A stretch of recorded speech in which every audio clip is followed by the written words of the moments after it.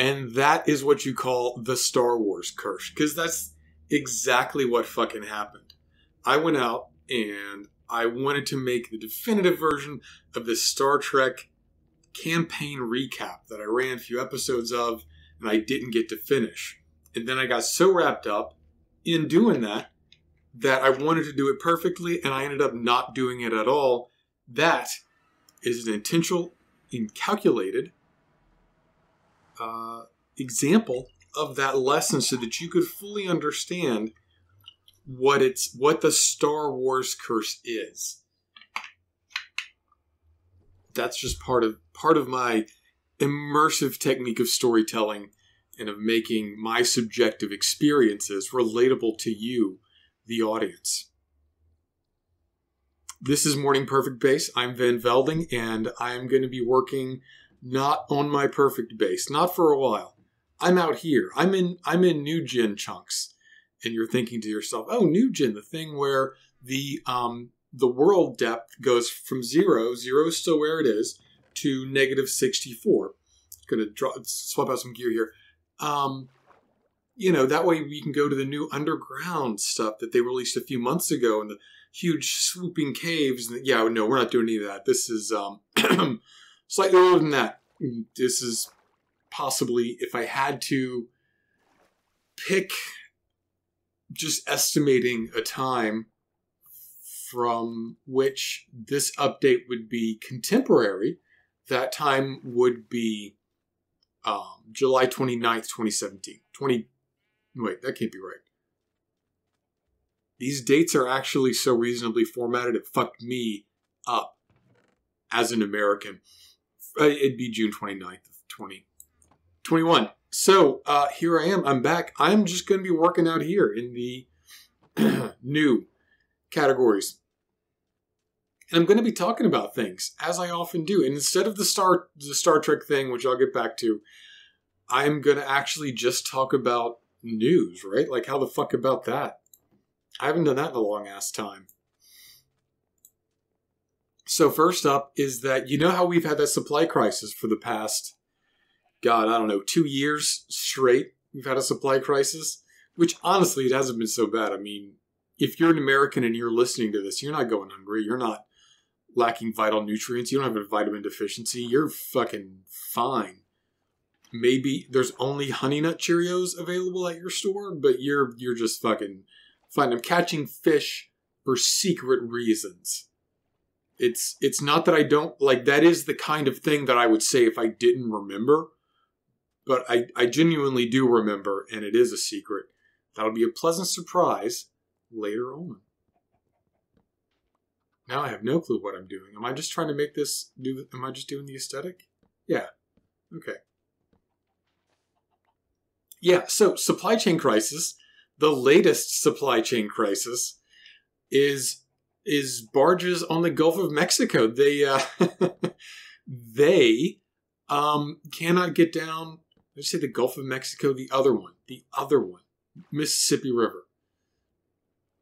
Barges in the Mississippi River can't go up and down it because the water level's too low. This is the same Mississippi River, in case you also get confused, that they wanted to pump over to Lake Mead because, as you know, Lake Mead's water level is dangerously low. And I was talking with my dad the other day, and his wife brought up, oh yeah, hey, look, Lake Mead's real low. They're finding bodies in there. I'm like, wow, so interesting.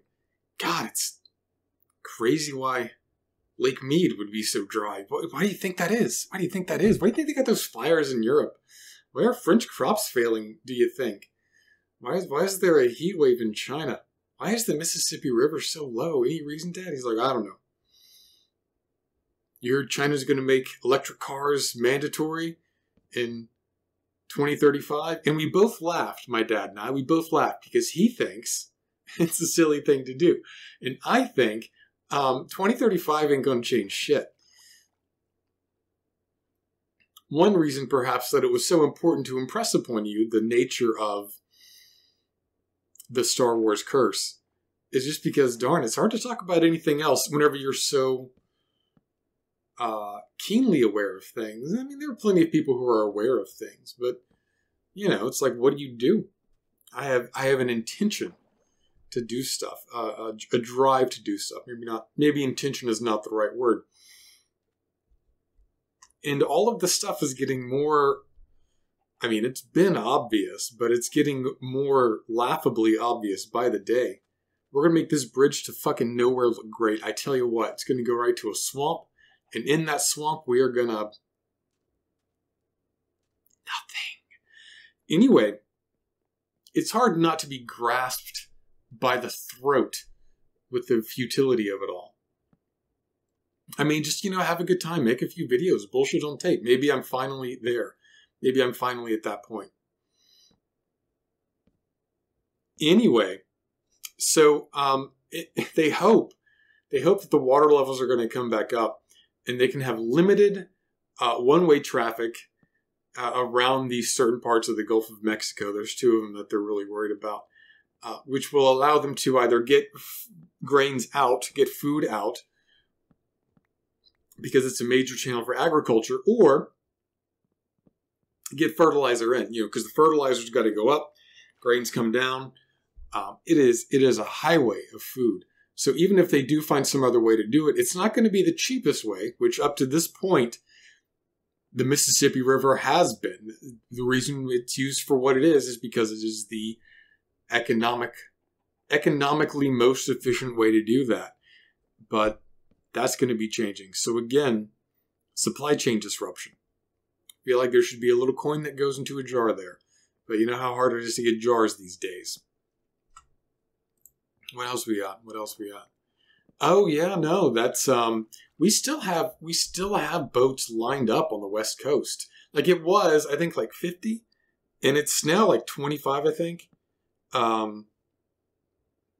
It's the high was 89 as of Friday morning when this article was written.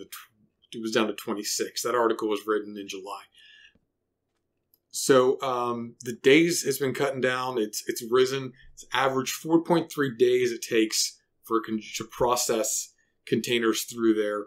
I'm sorry. I'm just going to stop and read this article so I quit sound like a jackass. The number of containers sitting at the Port of Los Angeles has risen in the last 30 days to an average of 4.3 days and an average of 7.5 days at the docks rail yard. Now I'm just an idiot. The peak dwell time is 11 days. Jumping off that idiot thing, I would have thought the rail yard would be the same thing as the port itself. I mean, did you guys move it half a block? Like, to me, that's still in the rail yard. I'm over here in Louisiana. Like, the scale is such that I feel like that's all just one big 12-day wait time. Look, right. So I'm just saying, whatever you got to get, get it. Get it and have it on hand. Oh, this was a weird one. Okay, so this is so stupid. Everyone involved in this is stupid, except for the person who created the AI, which could analyze Joe Rogan's podcast and interviews and the autobiography of Steve Jobs, and using, I guess, also voice samples. The AI created a podcast with Steve Jobs and Joe Rogan. Now, it's about 20 minutes long, and in the process of listening to it, I thought to myself multiple times, God, these guys are such fucking douchebags. Which it was realistic enough for me to deem them douchebags, which has got to be just a half a step behind the Turing test. I will also say that these were probably curated, if I could, curated responses, so that you can have an AI generate a lot of stuff, and you can, in good faith, take exchanges that an AI has done, and you can put those more cogent exchanges together to make yourself a version of that interview that reads a lot better. Or maybe it's 100% AI. I don't know. If it's 100% AI, it's very impressive because there's sarcasm and there's callbacks, and it feels a little insubstantial and diffusive. But then I've been to my dad's house lately and watched network television. That shit's already pretty insubstantial and diffusive. So if two people are fawning over each other, I don't know if that's AI or if that's how real humans work. Anyway, that totally beats the 5 minutes of time I spent listening to the Joe Rogan podcast where he had Trevor Moore, rest in peace, on. The one in which he did an AIDS is just party drugs rant. That made me almost immediately turn it off. It was far more tolerable than that, but still pretty fucking insufferable.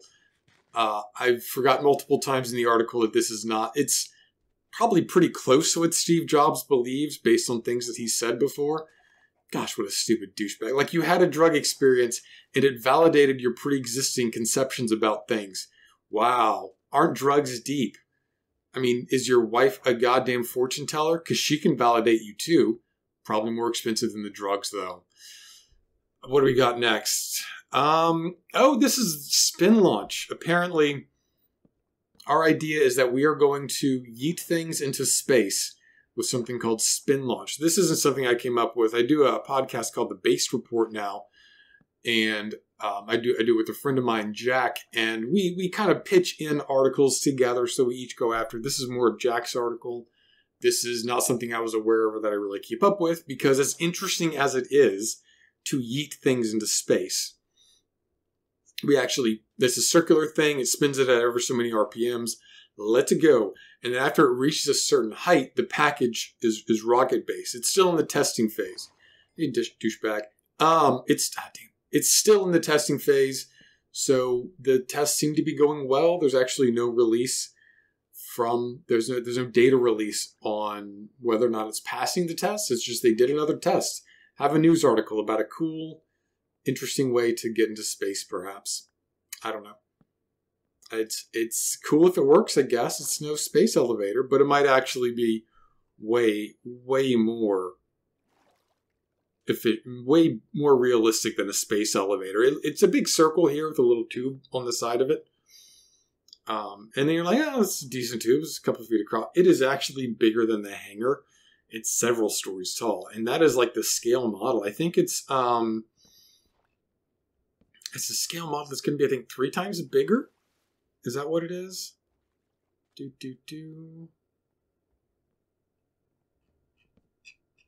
I'm sorry. I'm just going to read this thing. The company's 33-meter diameter suborbital mass accelerator is a prototype for its eventual 100-meter orbital launch system. So if those are both diameter, that's, 3 times bigger, volume, square root. You can do the math on that. It's going to be hella big if it goes forward. Fascinating idea. I prefer to talk energy for obvious reasons. That's what my background is. That's what my recent interest is. Oh, what do I got? Oh, I got an Atlantic article, which I always love the Atlantic. They're one of the good ones. I like Atlantic. I like Wired. I need to start giving those people money. Sorry, I was almost going to segue into once I'm done with Star Trek Picard season 3, then I can just roll that money over to news agent. But no, we're never. Star Trek Picard season 3 is going to be fucking terrible. I don't know if you guys have seen the trailers for it, but it looks good. But then again, we were kind of interested in the trailers from season 1 and 2, weren't we? We watched season 1. And we said, nothing could be worse than season 1. And that's true. Nothing could be worse than season 1 Star Trek Picard. And then season 2 came and you're like, wow, is this okay? Is it going to be an okay series? Is it going to be fine? Will we like these characters and root for them and explore Picard's? No. We're just going to do some dumb shit. And that is what we did. Season 2 was remarkable only for the efficacy with which it raised my hopes and then dashed them. It's goddamn pro level shit right there. So season 3 is going to bring back the whole TNG crew. And they got a new Enterprise, which looks like a Constitution class, which, how is that nostalgic for you fucking people? That was Kirk's ship. Get me a fucking swoop-designed Hilton. And then we'll get nostalgic about it. Just bring back the Sovereign. Why can't you just keep the Sovereign class one? I honestly have no dogs in this fight. Like, it doesn't matter what ideas or what visuals they throw at us that look good or look bad, or, ooh, Worf is a pacifist now. Ooh, Beverly Crusher's got her own ship now. Ooh, Lore's back. Ooh, it's the holographic detective from the 2 episodes of TNG that they put into the computer and let him run off with forever, the lady, and you're like, he's going to be the villain of season 3? Yeah. Right. None of that shit would matter if I thought they could do it competently, okay? If I thought, wow, these guys have done some crackerjack work before. I didn't think they could pull it off, but they pulled it off. I looked at the materials for season 1 and season 2, and I thought, I think these guys can pull off the incredibly low bar that they're aiming for. And know what? They didn't fucking do it. They didn't do it like even a little bit at the beginning of season 2. So, like, it doesn't matter whether the visuals are good or the ideas are good or the concepts are good. The execution's going to be the worst thing you have ever seen before. You're going to cry for the fates of old people more and harder than you did in Awakenings. It's going to break your heart. Not for the old people on the screen, the Deanna Troi, and the Will Rikers, and the Jean-Luc Picards, and the Julie LaForges. No. It's going to break your heart for the LeVar Burton. And, well, actually, I'm no longer capable of feeling human empathy for Patrick Stewart, but, it's the rest of them. It's going to break your heart. You're going to be like, I'm glad you guys got a paycheck. But God, at your age, you got to have fewer concerns about money than about what you're leaving behind. And you're about to leave behind a big pile of bantha poodoo. Oh shit, the Atlantic. The different ocean that this episode revolves around. Right. It bills itself as an article about conspiracy theories in the Civil War. And I kind of get that, but mostly it's just just saying, hey, look, back in the Civil War, the conservatives of the South treated the idea of emancipation and abolition and freedom for black folks as an apocalyptic event, that it would destroy the very foundation of Southern life. And that was the goal of every abolitionist. That was the goal of every Northerner. And even there were conspiracy theories that the vice president was actually a mulatto, that he was half black. And that's why the North wanted to get rid of slavery so much. And they believed concurrently that, black folks were perfectly happy being slaves in the South, but also that given 1 ounce of freedom, they would turn around and slit the throats of all the white guys that enslaved them. An interesting juxtaposition of ideas to hold in your head. But it is the exact same type of apocalyptic language we see now for conservatives. Whenever they do not get everything their way, it's a war on the modern American unit. It's a war on traditional values and families and straight people, and if you do anything wrong, they're after all the regular people in America. It's like, how could that possibly be the case? Why would Democrats want that? Many of them are, quote unquote, regular people in America. It's just this constant knowing lying and this willful distortion. I've wanted to talk about this for a while. I kind of put it on my blog a while back, but Joe Biden had a speech a couple weeks ago, maybe a month ago now, Jesus. And in that speech, he lays out very much that it's bad whenever you lose an election if you immediately declare that election, I've been snapping a lot lately. It is bad if you immediately declare that election invalid because you lost, and then you go out and you seek reasons that election was invalid, which is exactly what happened in 2020. People said, oh no, we lost. How could we have lost? That this was obviously cheating. Give me a second. I'll come up with the evidence for that. That's completely insane. But when he made that speech, which is a reasonable speech that any goddamn president should make, most anodyne language, you could see conservatives go, oh, he's declared war on half of America. It's like, no, he's declared that a fraction of a third of America are dipshits who are undermining the democratic process. He was explicit, but it doesn't matter that he's explicit, because the people who want to be outraged just want to be outraged. The people who want to feel threatened by change want to feel threatened by change, because the alternative is to consider change in good faith. I have overrun my video, as I often did. I was watching the time. I was trying to wrap up, but I still fucked it up. Look, I've almost completely forgotten my sign-off for this program.